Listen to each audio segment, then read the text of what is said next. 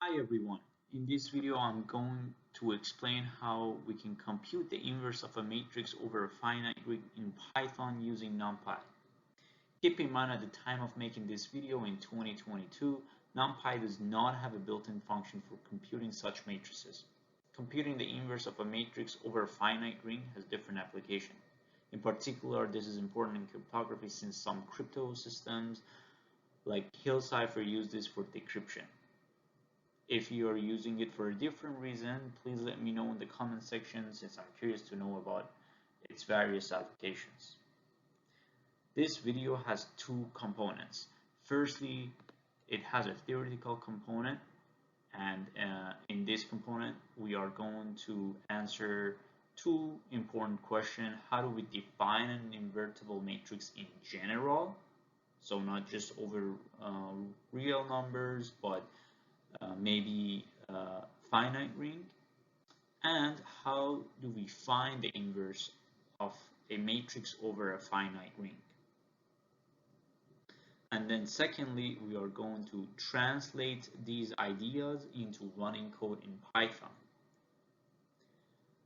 So for now, let's focus on the theoretical questions. What is an invertible matrix and how do we compute it? So what is an invertible matrix? And what is the inverse of a matrix? To answer this question, we can simply look up their definition in Wikipedia.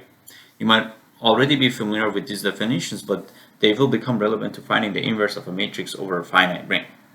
An invertible matrix A is a square n by n matrix. The inverse of a matrix A is a matrix B, such that the matrix multiplication of A and B is equal to the square identity matrix of size n. So the diagonals are 1 and all the other elements are 0.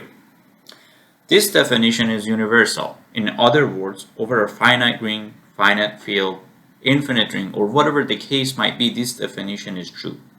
But this definition does not tell us how to compute the inverse of a matrix. There are many ways to compute the inverse of a matrix, which you may be familiar with. For example, Gaussian elimination is probably the most recognized method for computing the inverse of a matrix. But for our purposes and to find the inverse of a matrix over a finite ring, the relation of the inverse of a matrix to its adjugate matrix is to our interest, since it offers a theoretical framework that provides the means to compute the inverse of a matrix over a finite ring in Python. So let's have a look at that relationship now. We can see the inverse of a matrix is equal to the inverse of the determinant of the matrix times the adjugate of the original matrix. Usually, this is a good way for computing the inverse of a matrix for small matrices such as 2 by 2 or 3 by 3 matrices by hand, since there are nice ways to compute the adjugate of a matrix for small matrices. But for larger matrices, computing its adjugate is cumbersome. However, this equation has an important feature that is usually taken for granted. While the adjugate of a matrix is always the same regardless of the ring or field that it is defined over, the inverse of the determinant of the matrix is context sensitive.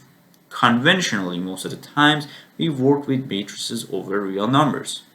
Therefore, we take it that the inverse of the determinant is simply 1 over the determinant of the matrix over real numbers. But that is not a universal claim. So let's see what I mean by an example.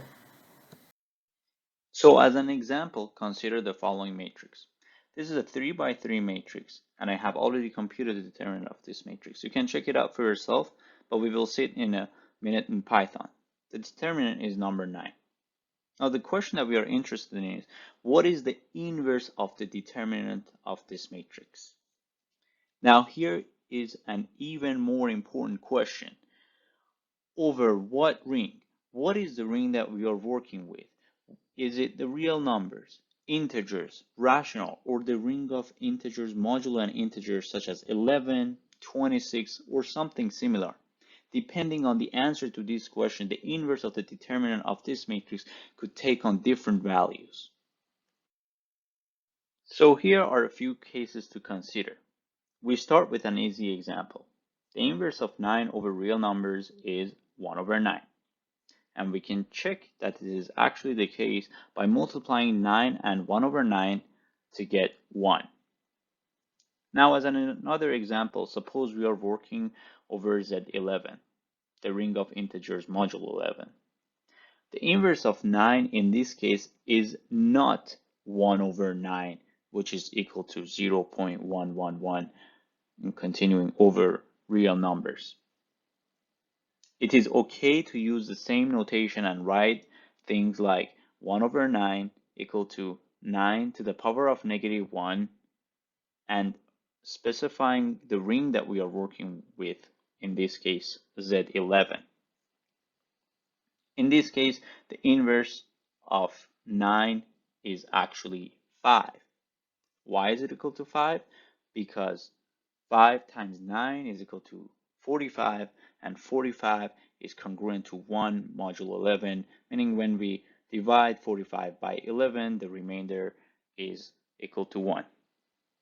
Let us consider a few more examples. So this one is actually a non-example, inverse of 9 over Z12, meaning 9 does not have an inverse over Z12. In other words, there are no numbers in Z12, such that when it is multiplied by 9, it would yield 1. There is an easy way to check this, and that is by computing the GCD of the numbers that we are trying to find its inverse and the ring over which we are working, in this case 12. We can see the GCD of 9 and 12 is equal to 3, and it is not equal to 1. So in order for an inverse to exist, the GCD of the two numbers must be equal to 1. Lastly, consider the inverse of 9 over Z26. This time we know the inverse does exist because the GCD of 9 and 26 is equal to 1, and this value is 3.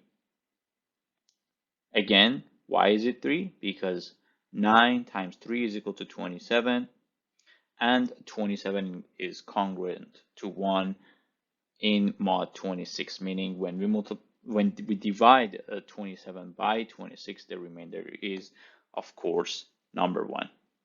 And now we will see how these ideas can be used to lay the foundation to compute the inverse of a matrix over a finite ring in Python.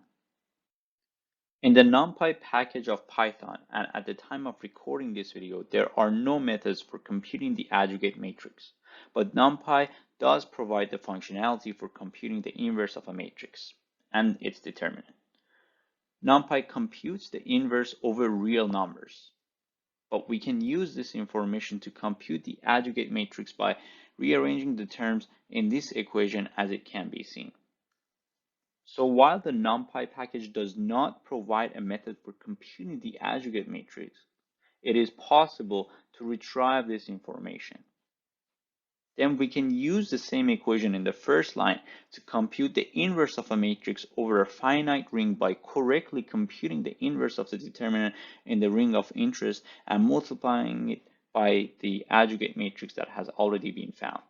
Next, we will see an example in Python and see how this can be implemented.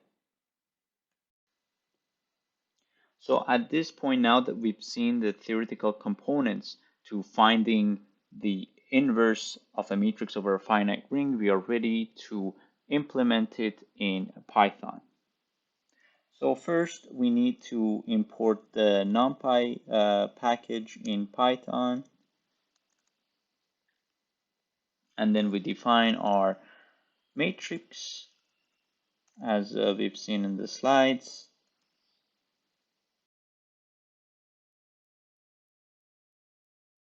And we can display it to make sure everything works fine. We can see how easy it is to find an inverse of a matrix in Python. Simply, we need off of the linear algebra method in Python, we call the inverse method, and we pass in the matrix that we want to find its matrix inverse, and just like that, we get the inverse of this matrix. Now, to make sure that this is the correct inverse of the matrix, we can simply multiply this inverse as follows by the initial matrix, and we should get the identity matrix.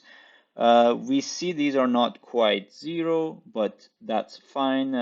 This is almost this is this computer way of saying this is a 1, because there is of course always a precision error in computers. So this -15 is really the computer way of saying this is 0, -16 the same way. These are exponents, of course, and we see in the diagonals that we see all ones. So this is the inverse of the matrix. We can now we can see how we can use this information to compute the adjugate of this matrix. So the other component that we need, as we've seen, is the determinant of this matrix. So the determinant will be the same regardless of the ring that we are going to work with. The only thing is that the inverse of the determinant will be dependent on the ring that we are working with. So we can compute the determinant easily as well by just calling the determinant method in NumPy. But now here's a little bit of a problem. Again, this is related to imprecision in computers. The determinant of a matrix with integer entries must be an integer, but we're not getting an integer. It says 8.999, but we know that this has to be number 9, and we can get that really easily by the round function. Make sure you use the round function here. If you use the floor function or the ceil function or even an integer function, it may not give you the correct answer. And now at this point, we have the components that we need to find the adjugate of the matrix A. So as you remember, it is the multiplication of the inverse of matrix A times the determinant. And it makes sense because the adjugate matrix of an integer matrix should be another integer matrix. So this definitely makes sense. And we can save it in a new variable called adj for adjugate. And making sure everything works fine. Now we are just to see you how the relation between the adjugate matrix and the inverse matrix works. We can make sure that this is actually the correct adjugate matrix by multiplying this by the inverse of the determinant. So 1 over the determinant. I must say I must use the same function as before, and multiplying this by the adjugate. I haven't rounded the determinant, but that's fine. It should be close to the inverse. So as you can see, for example, for the first entry, we have -3.77, and you can compare it here. This is the inverse of the matrix that we got before, and these two matrices, they are equivalent. You can compare the values. So just showing you that this is returning a correct value. This is a way of checking it. Now we are actually ready to compute the inverse of a matrix over a finite ring. In this example, we are going to compute the inverse of this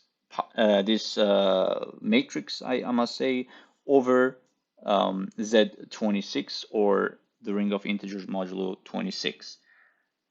The reason that I chose a number 26 is because it is used a lot in cryptography because of crypto systems such as Hill Cipher. So we need to compute the inverse of the determinant for that specific ring as mentioned. And there's an easy way of achieving this. Again, using the round function here. And I'm just gonna copy paste the code for determinant. We are interested in the inverse of this number in mod 26, and we can simply get it. And as you remember from the slides, it is actually number 3. So I'm just gonna save it in a variable inverse Z26 for our reference, displaying it, making sure everything works fine. And we are pretty much ready to compute the inverse of this matrix over Z26. As you can see, it's not that hard at all. So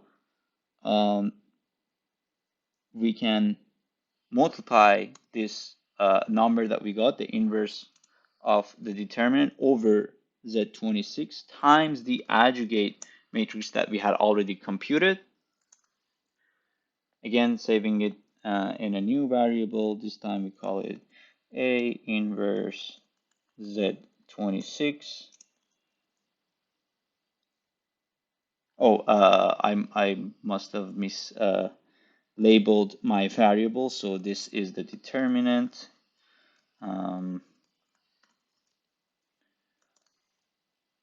And making sure that I'm updating that value in here as well.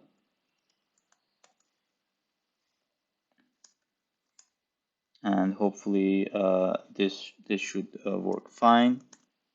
And yeah, there we go. Now, the resulting matrix that we got, it's really hard to tell if this is the correct matrix. Again, a very nice and easy way to check it is that once we multiply this inverse matrix by the original matrix that we started with, we must get the identity matrix. So A and A inverse Z26. Now, again, these values, they don't look that promising. For example, we have 27 here, and this could be a 0, but it's not that obvious. Keep in mind, this has to be the identity matrix over Z26. Again, very easily, we can compute these values mod 26. And yes, again, it's pretty close. We can do better and make it look nicer by rounding them. We can round the whole matrix by the NP round under score function in NumPy. And this is a nice and easy way to making sure that the inverse of the matrix that we computed is actually the correct matrix. And we see when we multiply it by the original matrix, we get the identity matrix as desired. Now, there are a few caveats. One thing is when you use the round function, make sure it works properly and as expected. If you're using it for larger matrices, check its behavior. By large matrices, I mean, yes, matrices that are big in size, as well as matrices that have large values in them. Could be like a number such as 10 to the 20, for example, 10 to the power of 20. When you round these numbers, the system might work unexpected. Just check your work. You may never have to encounter those situations, but keep that in mind. The other thing to keep in mind is that this matrix that we have gotten here, it's actually returning floats. So I'll show you what I mean by that. if we look at the entries of this matrix, so just to remind you, for example, the first entry is negative 102. So once we display it here, we see that we get these 28 at the end. So this means that we are dealing with floats, not integers, as we might expect. And just to make sure of that, we can just get the type of this entry, and it is actually a float. Maybe a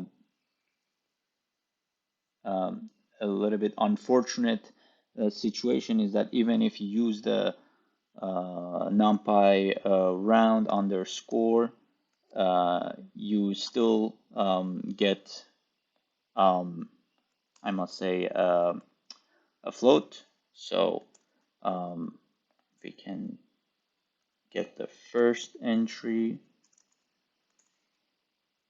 Even though this looks like an integer, it is actually a float.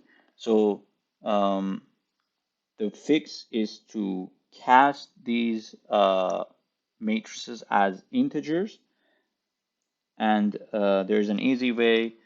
We can just create a new matrix inverse integer Z26, and we can simply call the same matrix that we are working with and use the as type method and pass in int.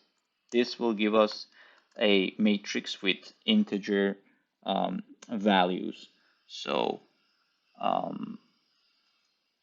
must define it again, int Z26. So it looks very similar as before, but again, we might not be sure if it's float or not. Again, we can check that very easily. First of all,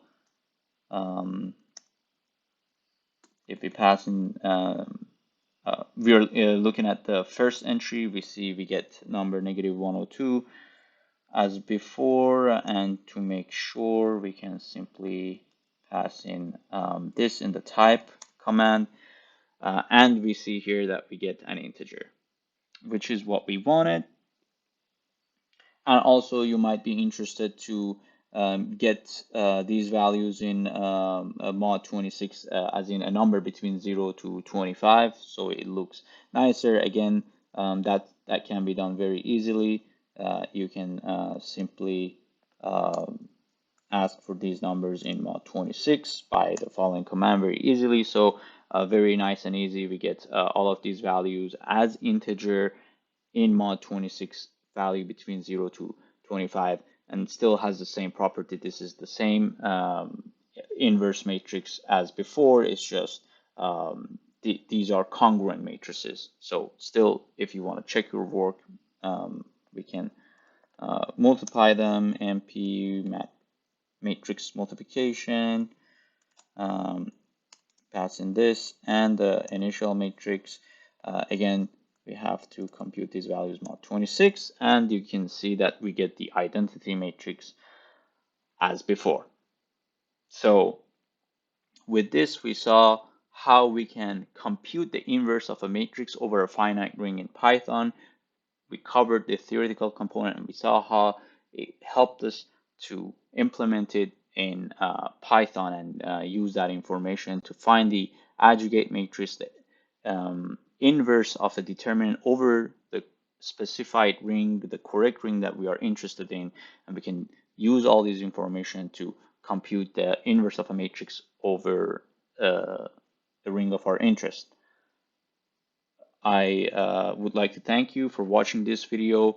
Please let me know if you have any comments, any questions. If you had approached this differently, I'd like to know. This is one way to do it, but it's not the only way probably. So please let me know. Thanks for watching, and until next time, bye for now.